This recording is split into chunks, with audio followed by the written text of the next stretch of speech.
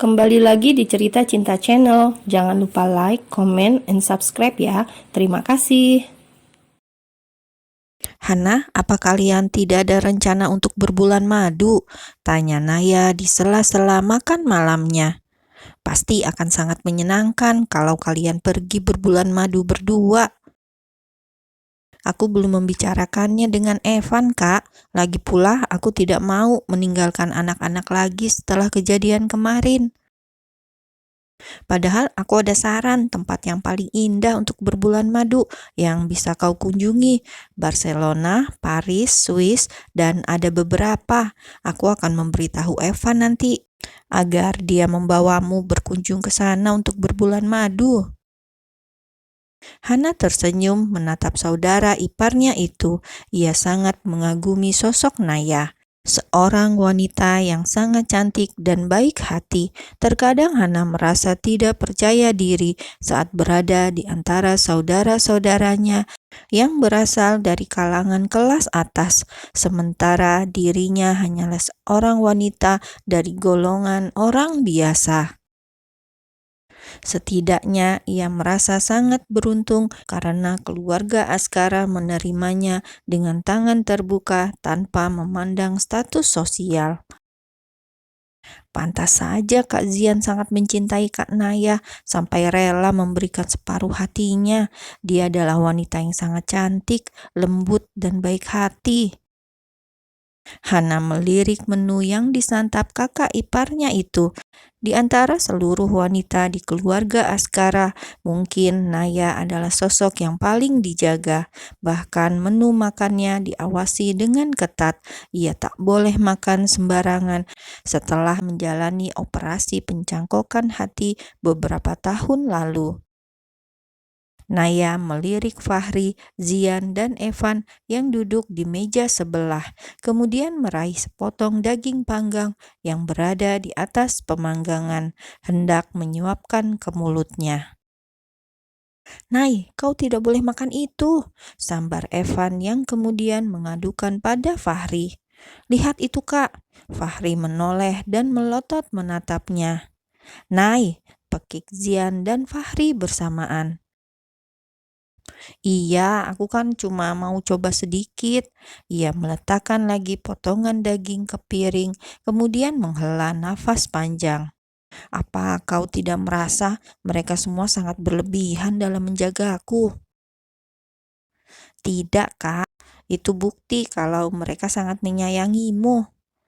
"Bukankah Kak Naya sangat beruntung? Bahkan Evan juga sangat memperhatikannya," batin Hana. "Kenapa kau diam saja? Ayo makan, ini sangat enak." Naya meletakkan potongan daging ke atas piring dan menggeser ke hadapan Hana. "Terima kasih, Kak." Evan mendekati Hana yang sedang memilih beberapa potongan buah segar dan meletakkan di piring. "Apa rencanamu malam ini?" tanya Evan. Hana terperanjat hingga hampir menjatuhkan piring buah di tangannya. Setelah insiden memalukan tadi, ia belum berani menatap wajah suaminya. "Maksudmu rencana apa?" balas Hana dengan gugup. Tangannya bergerak meraih saus salad dan menuang ke piring. Bahkan Evan dapat melihat tangannya yang gemetar. "Aku rasa anak-anak harus tidur di kamar yang terpisah mulai malam ini. Apa mereka tidak punya kamar sendiri di rumah sebesar ini?" "Tentu saja ada. Kak Elma sudah menyediakan kamar sebelum mereka datang ke rumah ini." Ya, sebelum menjemput Hana dan anak-anaknya di Amasya, keluarga Askara telah menyiapkan 2 kamar anak khusus untuk Sky dan Star. Lalu, kenapa mereka tidak tidur di kamarnya sendiri? "Memangnya kenapa?"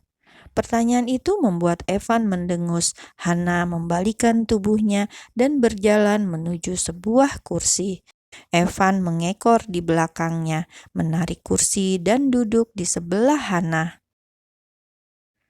"Mereka tidak mungkin tidur di kamar kita terus, kan?" Baiklah, aku akan menidurkan mereka di kamarnya sendiri malam ini." Hana semakin gugup ketika Evan terus menatapnya. Salah sendiri kenapa memperlihatkannya tadi.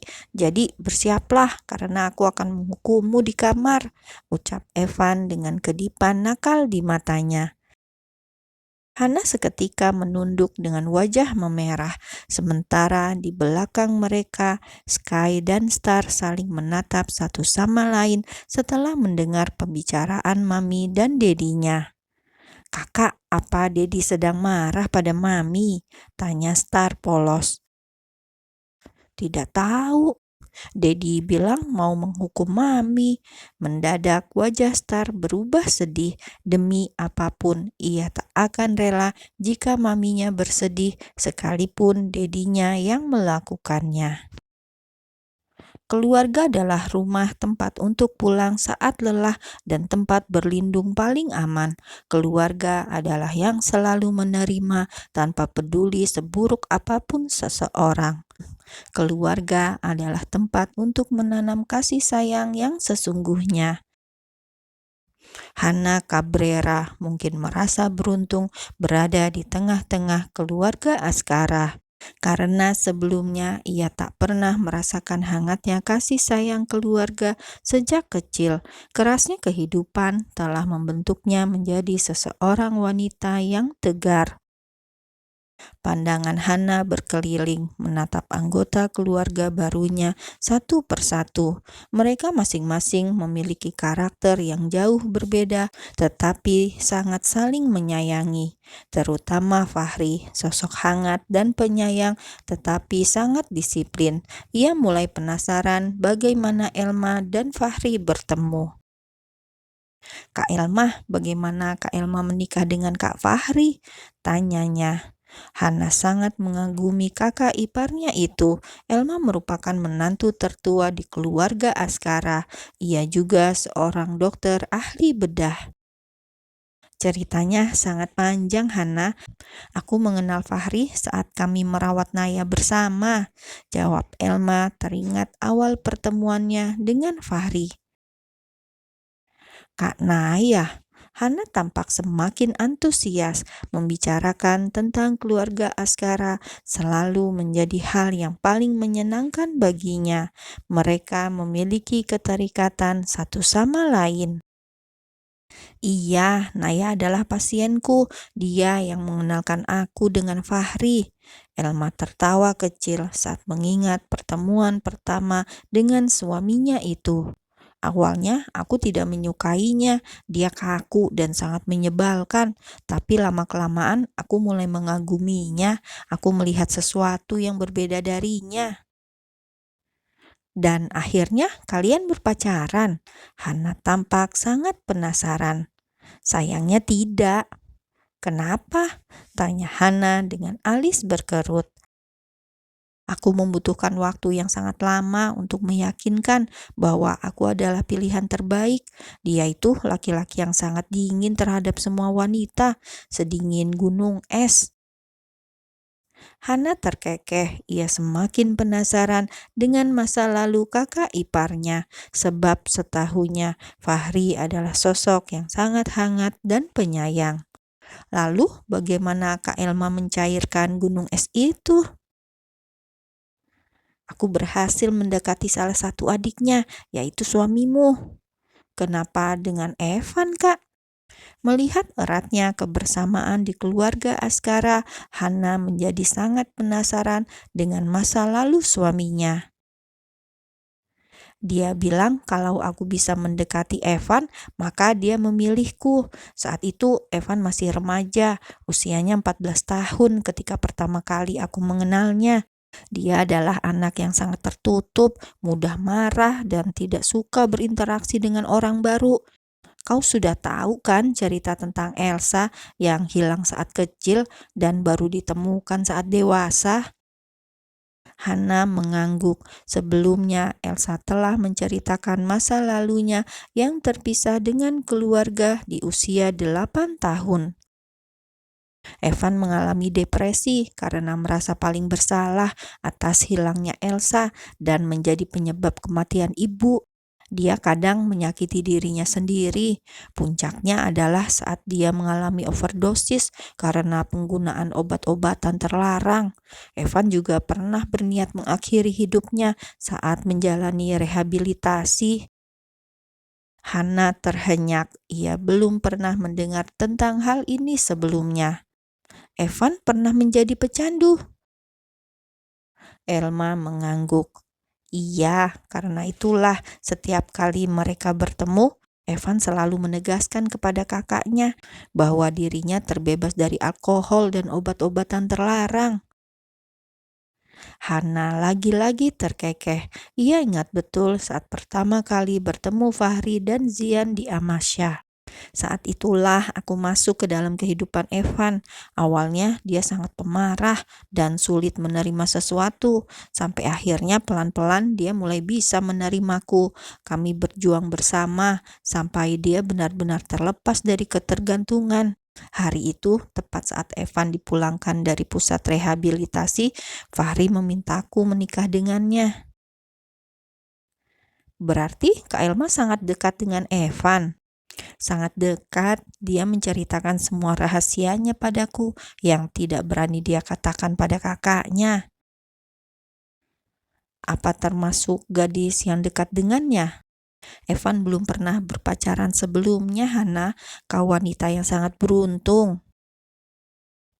Apa dia belum pernah menyukai seorang gadis? Elma seketika terdiam, yang mana membuat Hana menebak-nebak dalam benaknya. Sudahlah Hana, pernah atau tidak, sekarang Evan adalah milikmu, maka berbahagialah. Hana mengangguk seraya tersenyum. Terima kasih, Kak. Makan malam selesai. Kini waktunya mereka mengabadikan malam spesial itu dengan berfoto bersama. Seluruh keluarga sudah berkumpul dalam satu tempat. Evan, apa yang kau lakukan di sana? Ayo cepat kemari, ucap Elma ketika Evan masih duduk di kursi dengan memainkan ponselnya. Iya kak, sebentar. Evan meletakkan ponsel ke atas meja, lalu berjalan mendekat. Berdirilah di dekat Hana, ujar Fahri menunjuk tempat kosong di sisi Hana. Sky seketika berdiri menghalangi langkah Evan, sementara Star memeluk maminya. Tidak boleh, Dedi tidak boleh dekat-dekat dengan mami. Pekik Sky merentangkan tangan seolah menjadi tameng bagi maminya. Perhatian semua orang pun tertuju pada Sky dan Star. Kenapa tidak boleh, Sky? Tanya Evan menatap Sky penuh tanya. Pokoknya tidak boleh. Tadi kan Dedi bilang mau menghukum mami di kamar. Dedi tidak boleh menghukum mami. Evan dan Hana saling melempar pandangan, tak dapat menyembunyikan rona merah di wajahnya.